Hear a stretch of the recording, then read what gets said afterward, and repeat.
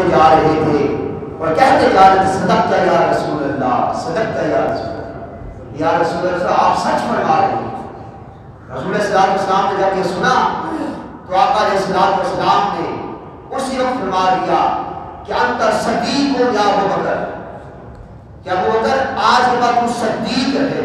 اس کے بعد حضرت ابو بکر کا نام حضرت ابو بکر صدیق پڑ گیا، کیونکہ حضرت ابو بکر صدیق نے میراج النبی کی تصدیق فرما دی۔ یہ شان صدیق اکبر ہے کہ آپ نے حضور صلی اللہ علیہ وسلم کہ معراج کے واقعات سن کر تصدیق فرمائی، جس کی وجہ سے آپ کا نام حضرت ابو بکر صدیق پڑ گیا۔ تو اللہ تعالیٰ نے اپنے محبوب کو سیر کروائی۔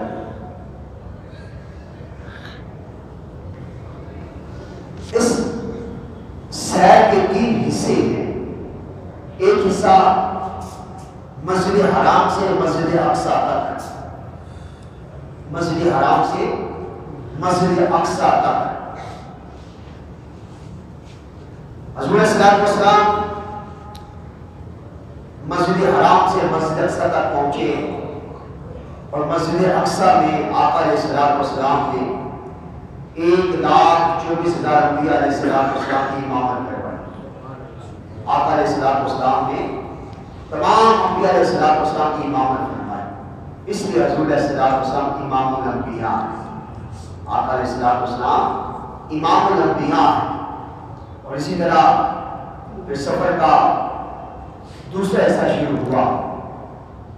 پہلا جو حصہ تھا وہ دنیاوی سفر تھا، مسجد حرام سے مسجد اقصیٰ تھا، یہ دنیا کا سفر تھا اور یہ بشری سفر تھا۔ حضور صلی اللہ علیہ وسلم کی ایک خصوصیت بشریت بھی ہے اور ہم آقا علیہ السلام کی بشریت کو مانتے ہیں، لیکن افضل بشر، سب سے اعلیٰ بشر، یعنی ایسے بشر کہ آپ کے جسم عطر پر مکھی نہیں بیٹھا کرتی، ایسا آپ سفر کا جسم عطر تھا کہ آپ کے جسم عطر سے خوشبو آیا کرتی، آپ کا جسم ایسا تھا کہ آپ کے جسم کا سایہ نہ تھا۔ تو یہ حضور صلی اللہ علیہ وسلم کا جو جسم تھا وہ سب سے اعلیٰ جسم تھا، سب سے اعلیٰ بشریت تھی۔ اور مسجد حرام سے مسجد اقصیٰ تک جو سفر تھا وہ بشریت کا سفر تھا۔ اس کے بعد سفر کا دوسرا حصہ مسجد اقصیٰ سے سدرۃ المنتہا کے مقام تک تھا۔ براق کا سفر کیا، پھر براق سے مختلف فرشتوں کے پروں پر سفر کیا اور سدرۃ المنتہا کے مقام پر آ کر رک گئے اور حضرت جبرائیل علیہ السلام نے عرض کیا کہ یا رسول اللہ صلی اللہ علیہ وسلم، اب میں اس مقام سے ایک قدم بھی آگے بڑھا تو میرے پر جل جائیں گے، میرے پر جل جائیں گے، اس سے آگے میں نہیں جا سکتا۔ تو یہاں تک جو سفر تھا نورانیت کا سفر تھا۔ اب حضور صلی اللہ علیہ وسلم نور بھی ہے، قد جاءکم من اللہ نور، بس تمہارے پاس نور آ گیا۔ تو حضور صلی اللہ علیہ وسلم نور بھی ہے۔ آقا علیہ السلام فرماتے ہیں اول ما خلق اللہ نوری، کہ اللہ تعالیٰ نے سب سے پہلے میرے نور کو پیدا کیا اور آقا علیہ السلام کے نور سے اس پوری کائنات کو تخلیق فرما دیا۔ آقا علیہ السلام کی خصوصیت بشریت بھی ہے، آقا علیہ السلام کی خصوصیت نورانیت بھی ہے۔ آقا علیہ السلام نور بھی ہے، کہ جو دوسرا حصہ تھا سفر کا وہ نورانی سفر تھا۔ اور اگر صرف آقا علیہ السلام بشر ہوتے تو بشریت کا جو سفر تھا وہ زمینی تھا، تو آقا علیہ السلام فقط بشر ہوتے تو زمین سے آگے سدرۃ المنتہا تک نہ پہنچ سکتے، اور آقا علیہ السلام صرف نور ہوتے تو پھر سدرۃ المنتہا کے مقام سے آگے نہ جا سکتے۔ ارے جبرائیل علیہ السلام نوری ہے، اور آقا علیہ السلام کو عرض کیا کہ یا رسول اللہ اس سے آگے میں سفر نہیں کر سکتا، اگر اس سے آگے میں نے ایک قدم بھی بڑھایا تو میرے پر جل جائیں گے۔ تو پتا چلا کہ آقا علیہ السلام کی جو شان ہے وہ نہ بشریت ہے، آقا علیہ السلام کی جو نورانیت ہے. آقا علیہ السلام کی جو حقیقت ہے وہ کچھ اور ہے، اور میرے آقا کی حقیقت میرے خدا کے علاوہ کوئی نہیں جانتا. آقا علیہ السلام کی حقیقت خدا کے علاوہ کوئی نہیں جانتا، میرے آقا کی حقیقت میرے خدا کے علاوہ کوئی نہیں جانتا. آقا علیہ السلام کی حقیقت کو اللہ رب العزت نے 70,000 پردوں کے پیچھے چھپا کے رکھا. جہاں میں لاکھوں ہی دور بنتے جو ایک بھی اٹھتا حجاب دینا. جہاں میں لاکھوں ہی دور بنتے جو ایک بھی اٹھتا حجاب دینا. میرے آقا علیہ السلام بشر بھی ہے، میرے آقا علیہ السلام نور بھی ہے، لیکن نہ بشریت میرے آقا علیہ السلام کی حقیقت ہے، نہ نورانیت میرے آقا علیہ السلام کی حقیقت ہے. میرے آقا علیہ السلام کی حقیقت میرے خدا کے علاوہ کوئی نہیں جانتا.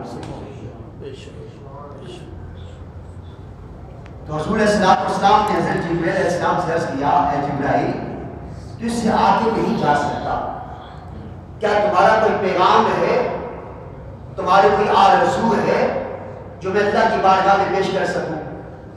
حضرت جبرائیل علیہ السلام نے عرض کیا، ہاں یا رسول اللہ صلی اللہ علیہ وسلم، میری ایک آرزو ہے، میری ایک خواہش ہے، وہ اللہ کی بارگاہ میں پیش کر دیجیے گا. وہ آرزو کیا ہے، وہ تمنا کیا ہے؟ حضرت جبرائیل علیہ السلام نے عرض کیا کہ یا رسول اللہ صلی اللہ علیہ وسلم، جب قیامت کا دن ہو، سوا نیزے پر سورج ہو، اور جب آپ کی امت پل صراط سے گزر رہی ہو، میری یہ خواہش ہے، میری یہ دعا ہے کہ آپ کی امت پل صراط سے گزر رہی ہو اور آپ کی امت کے قدموں کے نیچے میرے پر بچھے ہوئے. یہ میری آرزو ہے جو اللہ تعالیٰ تک پہنچا دے. قربان جائیں، جس طرح حضور علیہ السلام اپنی امت سے محبت کرتے ہیں، اس طرح حضرت جبرائیل علیہ السلام کی آقا علیہ السلام کی امت سے محبت کرتے ہیں. تو پھر آقا علیہ السلام کے سفر کا تیسرا مرحلہ شروع ہوا. وہ سدرۃ المنتہا سے کعبہ قوسین ادنیٰ کا سفر تھا. پھر آقا علیہ السلام رف پر سوار ہوئے، براق بھی وہی ٹھہر گیا، جبرائیل علیہ السلام بھی نیچے رہ گئے، فرشتے بھی نیچے رہ گئے، اور پھر رف پر آقا علیہ السلام سوار ہوئے. پھر رف پر سفر شروع ہوا. پھر ایک مقام آیا کہ رف بھی رک گئی، اور پھر سفر کا آخری مرحلہ شروع ہوا. پھر ایک بکائے نور آیا. آقا علیہ السلام اس بکائے نور پر سوار ہوئے، اور پھر سفر کا آغاز ہو گیا. پھر چلتے رہے. پھر ایک مقام آیا، پھر بکائے نور پیچھے رہ گیا. پھر آقا علیہ السلام تنہ تنہا آگے چلنا شروع ہو گئے. پھر ایک مقام آیا، ثم دنا فتدلى فقام قوسين او ادنى کا مقام آ گیا. اور پھر آواز آئی، رب کائنات نے فرمایا، اے محمد، صرف یا محمد آپ ٹھہر جائیے، اے محمد آپ ٹھہر جائیے، صرف یا محمد ان ربک یصلی، اے محبوب آپ وہی ٹھہر جائیے، آپ طرف آگے آ کر آپ کا استقبال کر رہا ہے.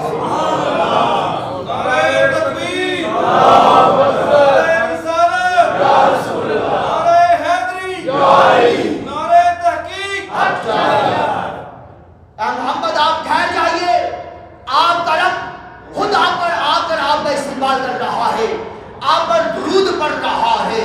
اور اللہ رب العزت نے اپنے محبوب کا استقبال کیا. انہو هو السمیع البصیر، ارے اللہ تعالیٰ نے اپنے محبوب کا دیدار کیا. انہو هو السمیع البصیر، ادھر خدا بول رہا تھا اور مصطفیٰ سن رہے تھے، اور ادھر مصطفیٰ بول رہے تھے، خدا سن رہا تھا. انہو هو السمیع البصیر، انہو هو السمیع البصیر.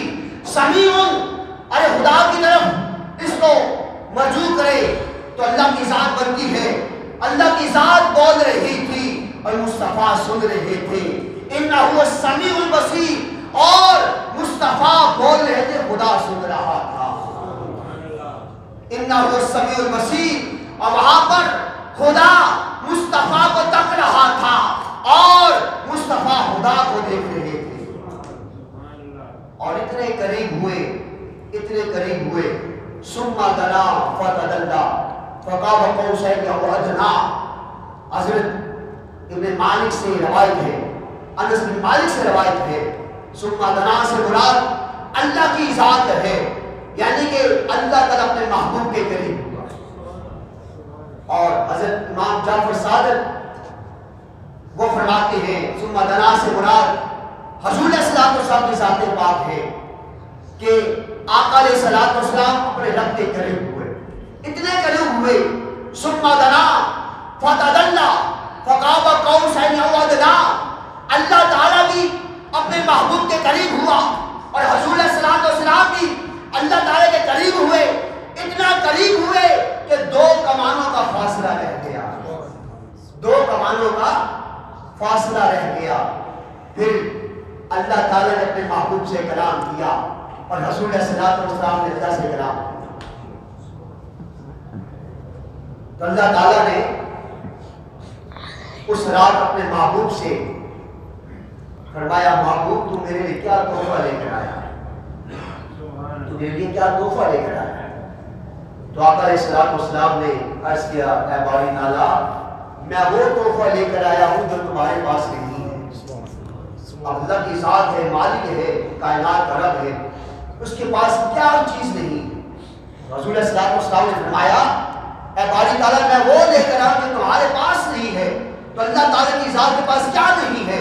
اللہ کی ذات کے پاس عاجزی نہیں، وہ جابر ہے، وہ متکبر ہے، وہی عبادت کے لائق ہے، اس کے آگے پوری مخلوقات جھکتی ہے، وہ کسی کے آگے جھکتا نہیں ہے، وہ متکبر ہے، تو ساری مخلوق اس کے سامنے جھکتی ہے۔ تو عرض کیا اے باری تعالیٰ میں عاجزی لے کر آیا ہوں۔ اللہ تعالیٰ کو اپنے محبوب کی عاجزی اتنی پسند آئی کہ اللہ تعالیٰ نے اس عاجزی کو اپنے محبوب کو تحفے میں عطا فرمایا، اور 50 نمازوں کا تحفہ اس رات کو اللہ تعالیٰ نے اپنے محبوب کو عطا کیا، 50 نمازوں کا تحفہ۔ حضور علیہ السلام 50 نمازوں کا تحفہ لے کے واپس پلٹے، ساتویں آسمان پر حضرت موسیٰ علیہ السلام عرض کرتے یا رسول اللہ صلی اللہ علیہ وسلم اللہ کی بارگاہ سے کیا لے کر آئے ہیں؟ آقا علیہ السلام فرمایا اللہ تعالیٰ نے 50 نمازوں کا تحفہ عطا کیا ہے۔ حضرت موسیٰ علیہ السلام نے عرض کیا کہ یا رسول اللہ صلی اللہ علیہ وسلم میری قوم ایک نماز نہیں پڑھ سکی، آپ کی امت 50 نمازیں کیسی پڑھے گی؟ آپ دوبارہ اللہ کی بارگاہ میں جائیں اور کم کروا کے ہیں۔ حضرت موسیٰ علیہ السلام کے کہنے پر اللہ کی بارگاہ میں دوبارہ گئے اور 5 نمازیں کم کرا کے واپس آئے۔ پھر موسیٰ علیہ السلام نے عرض کیا کہ یا رسول اللہ کتنی نمازیں رہ گئی؟ 45 نمازیں رہ گئی۔ ایون کے بار بار گئے، بار بار واپس آئے، بار بار گئے، بار بار واپس آئے اور 9 چکر لگائے، اور ایون کے 5 نمازیں باقی رہ گئی۔ حضرت موسیٰ علیہ السلام نے عرض کیا کہ ان میں سے اور بھی کم کروا کے آئے۔ آقا علیہ السلام نے فرمایا اب میں نہیں جاتا، مجھے حیا آتی ہے، اب مجھے حیا آتی ہے کہ میری امت 5 نمازیں بھی نہیں پڑھ سکے گی۔ ارے غائبانہ آواز آئی اے محبوب میں نے آپ کو 50 نمازیں عطا کی تھی لیکن 5 نمازیں رہ گئی ہیں، سن لیجئے اگر آپ کا کوئی امتی اگر یہ 5 نمازیں ادا کرے اس کو میں 50 نمازوں کی ثواب عطا کروں گا، 50 نمازوں کا ثواب عطا کروں گا۔